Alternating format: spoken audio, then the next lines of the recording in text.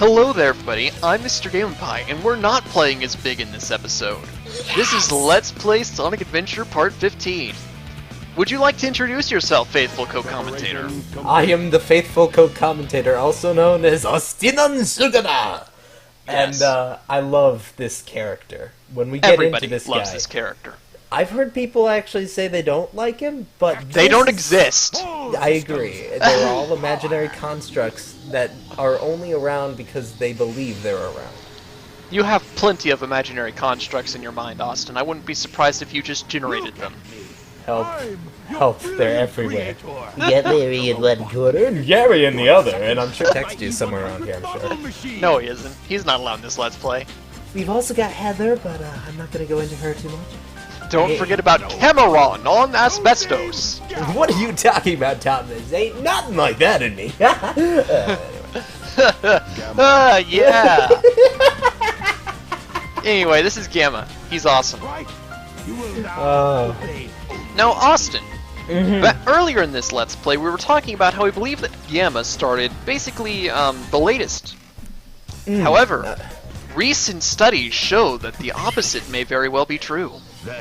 Would you like to explain those? Sure. It's highly suggested throughout each character's story that certain events take place alongside others. We can build a whole map to say that Knuckles starts first because he's there when Chaos breaks out of the Master Ball and go through. However, if we look at Eggman's plan and look at Gamma's opening couple of scenes, we get a very different picture than we do later in the game. Because, spoiler alert, Gamma's gonna go through this section here, and then pretty much go into like a standby mode for the majority of the story to play out, and then we're just gonna jump back in with him, like, near the end of Sonic's story, or like, basically around the time that Sonic is going through Speed Highway.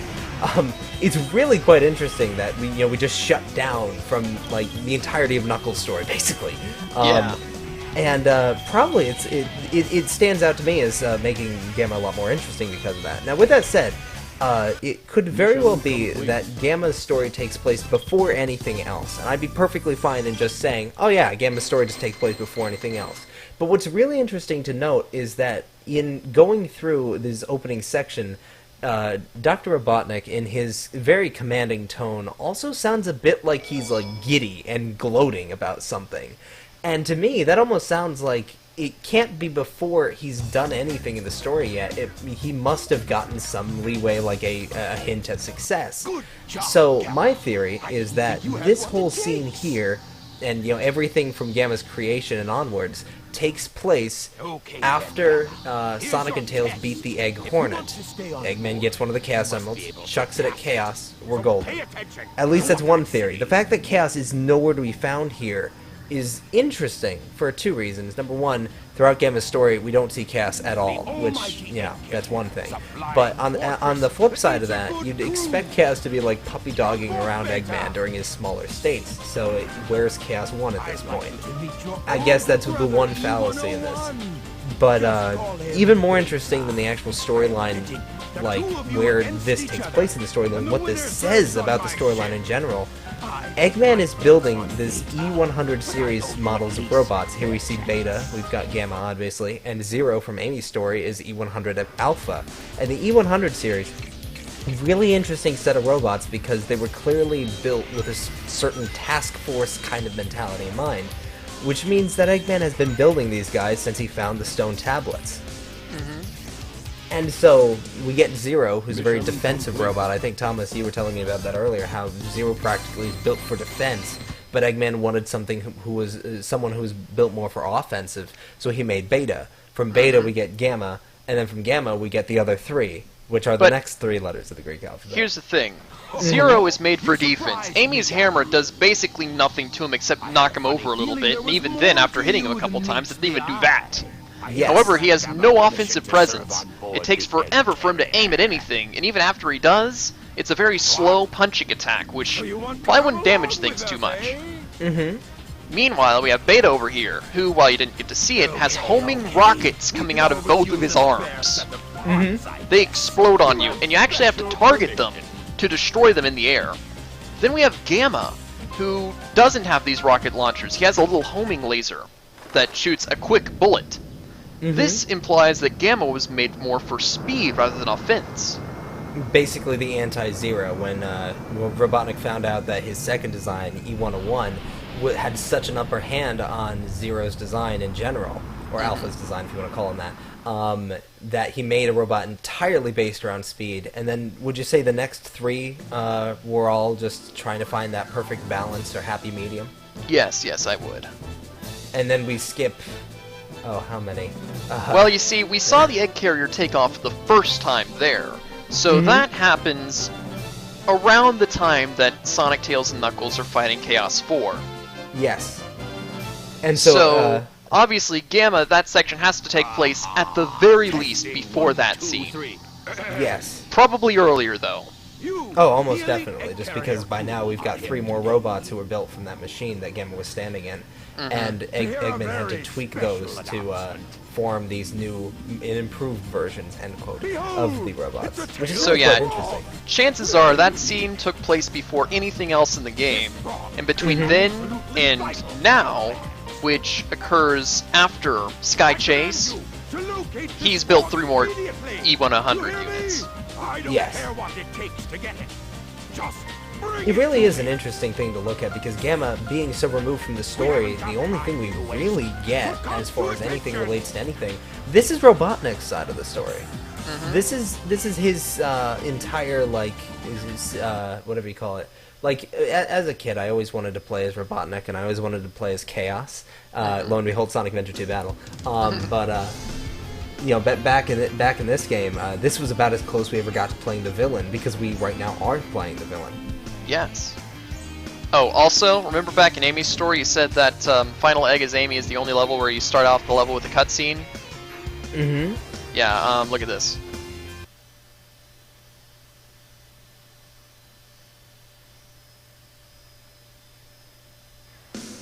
Oh, never mind.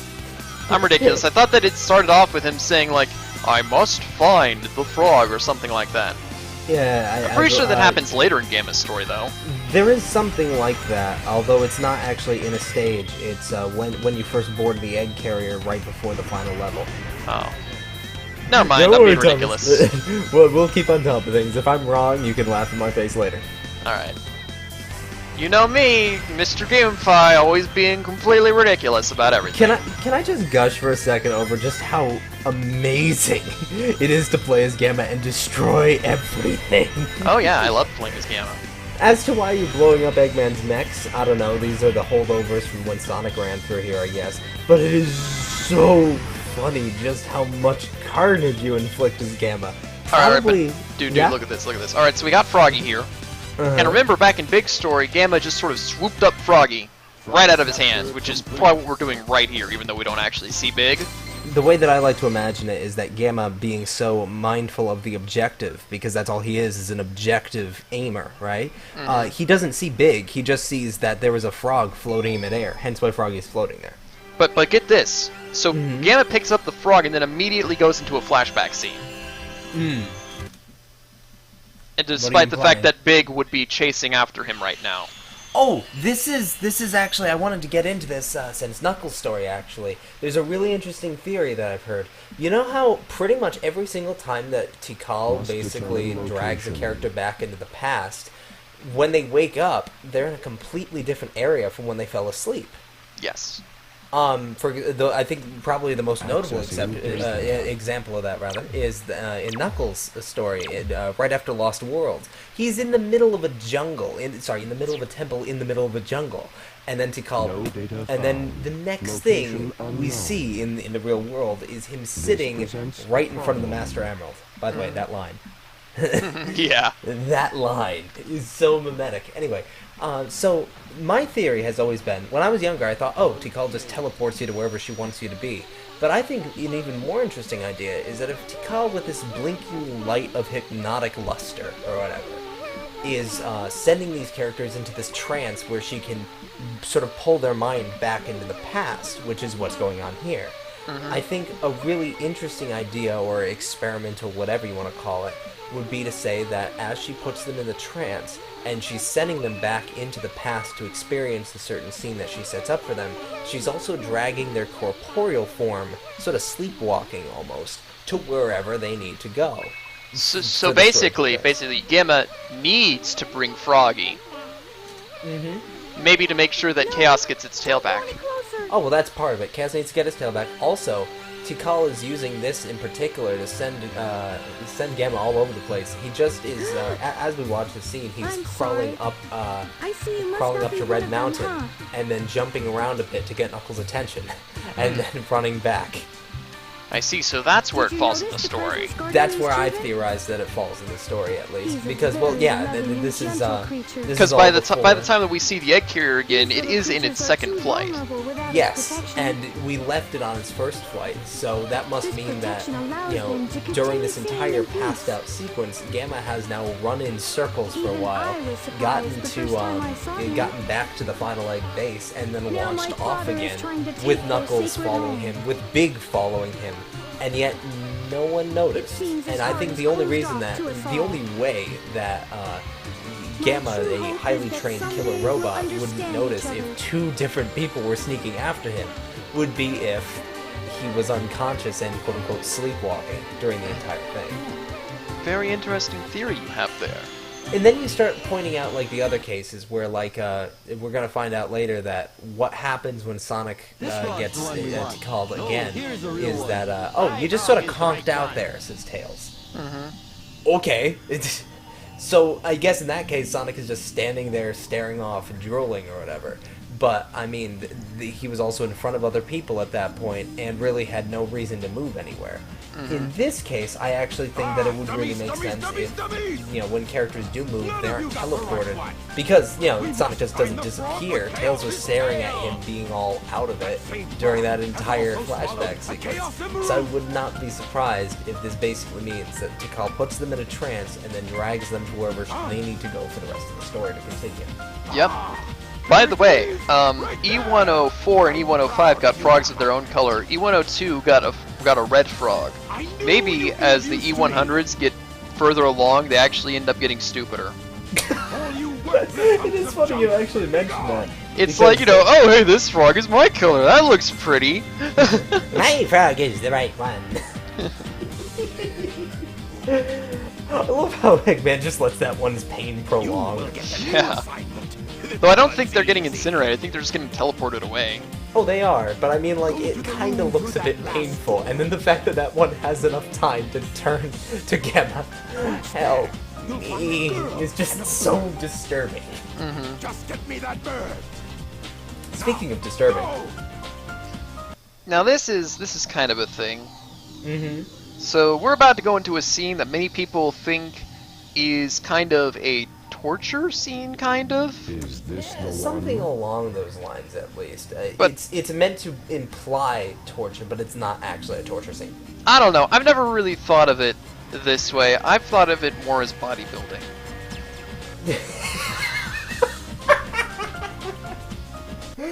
Okay. I mean, I'm not against that necessarily. Because you see here, E101 Beta is getting pulled apart and rebuilt stronger.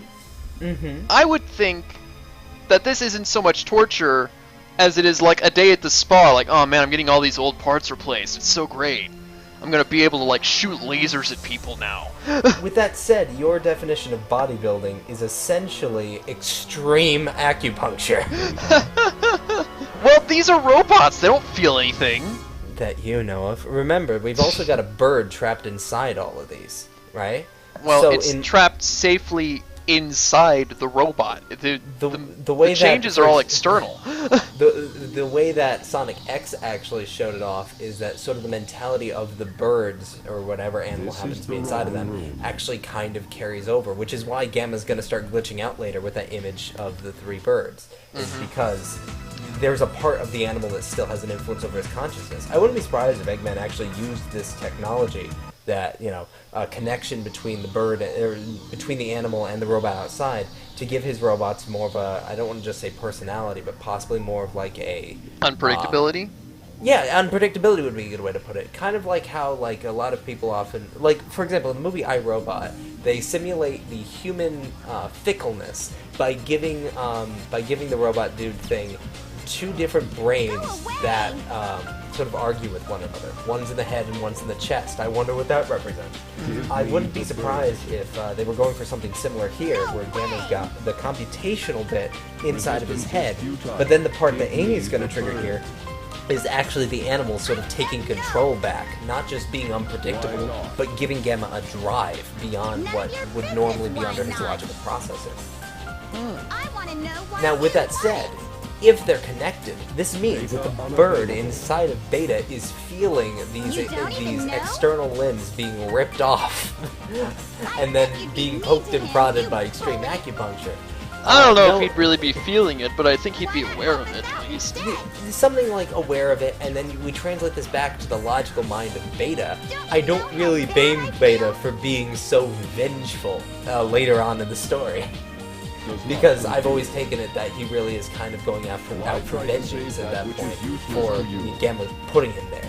Although the other idea is that he's programmed by Eggman to just search and destroy any remaining dissenters. I kind of think of it like Omega, because E123 Omega gets angry that Robotnik basically throws him away, essentially.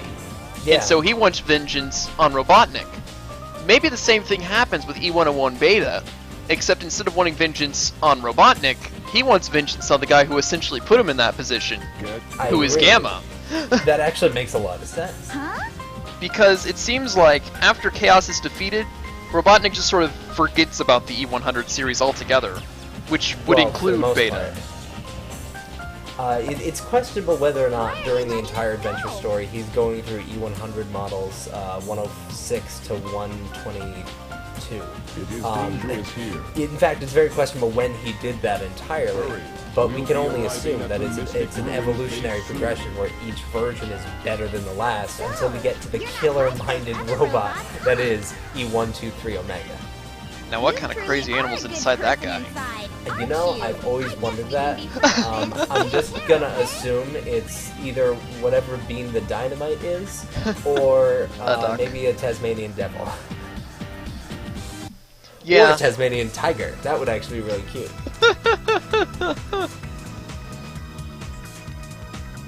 Or a What fish, if it was because a that'd be quokka? funny. A what? A quokka. I'm gonna look up what that is later. A quokka is an Australian animal, and is considered the happiest animal in existence. Oh my. Annihilate, kill. Annihilate, kill. Fire. And it's so happy about it. It would actually fit Omega's personality in the comics. That's terrifyingly true. Oh my. I want to see this now. Yes. Omega is powered by a quokka. A quokka. I don't know if I'm pronouncing that correctly. It's Quokka, I believe. Okay, I'm gonna keep saying quokka, and then eventually it'll just sound British. Press and hold the jump button and you'll float. Anyway, we got the jet booster. Interesting difference here. In this version, he turns and looks at it, right? Mm-hmm. But in the Dreamcast version, oddly enough, they programmed the thing to always remain behind his head. So when he turns around his head to look at the jet booster, he's holding his hands up in the air and staring at the air in between his hands while his jet booster still floats behind his head. Oh my gosh. It took this game and getting a remake and a built from the ground upness in order to be able to actually have him look at his jet booster. There's something really funny about that. Yeah, there is. Poor Gamma. Poor Gamma. But yeah, check this out. It's Sonic and Tails. You ready to fight Sonic? Always ready to fight Sonic. How can I serve you, Dr. Robotnik? So basically, this is, you know, the rival battles are not difficult in this game. This rival battle is just pathetic. I feel like this is one of those things where, like, when Gamma thinks objectively, yes, my job is to kill Hedgehog, and watch as I kill a rodent with a gun. I mean, really, that shouldn't be too hard. So we watch now as you Oh no! Oh no! Oh no! I didn't move! Oh no! And this is why Gamma canonically won this battle. There is no way that if he was really that good of a sharpshooter, first of all, Sonic would survive, and second of all, that he wouldn't have won that. Sonic and Tails think too highly of themselves to think that they lost. Amy thinks too highly of Sonic to think that Sonic lost. But Gamma knows. Gamma sees it how it is. No, like literally, his processors can only see it how it is.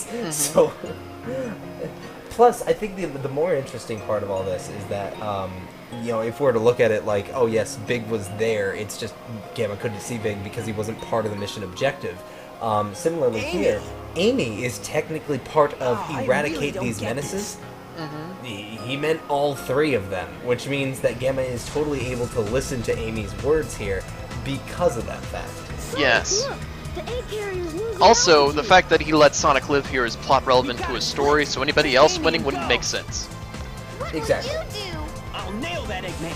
He must be stopped at all costs. So yeah, Gamma wins this fight. That's what I consider canon. That Sonic just said, you know, basically that Gamma's master must be stopped at all costs, and I guess this is Gamma saying, well, I side with Pink Girl sides with Blue Guy says this, therefore there must be some truth to it. And I really like how this is sort of a crux of his story then. Did I ever mention that I think this game's dialogue is really well thought out? Yeah. You must ditch that awful Eggman. And it's not like it's perfect, mind you. I'll never go on record saying this is a perfect game, but it did so many things right that, like, I don't know, no other game in the series has done right since, or at least as right. Also, Tails is just sort of hovering, despite the fact that his tails aren't spinning at all. In all of the characters' stories where Tails flies, besides Tails' story, for some reason, he never goes into his flying animation. That's kind of weird. We never see Tails actually lift off in Sonic's story. The only time he's actually flying is during Sonic's ending, which might as well just be Tails' ending, so they were loading up that model. However, this is the Tails NPC model. That was also the Tails NPC model in Amy's story, so that's why Tails was just, like, wagging his tails behind him whenever he was flying there, too.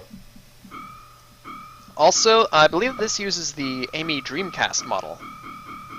Oh yeah, these are all the same still images that were used in the Dreamcast version. That's Eggman's Dreamcast model as well. Enemy. And I'm guessing Beta's Dreamcast model. Oh yes, yes. Well, the thing is that, and I think this is quite cool actually, the robots didn't really change their design at all. In fact, I dare say they didn't change their design at all. The only thing that's different is that they're ever so slightly shinier, a la Sonic Heroes. Except when you look at the fact that Gamma, you know, being shinier is not really too noticeable because he's made of metal. Sonic being shinier is very noticeable, and therefore we all focus on that. So Gamma might as well just be the exact same model that he was before. Sonic, on the other hand, is shiny. Well, on that note, we've gotten through a good portion of Gamma's story.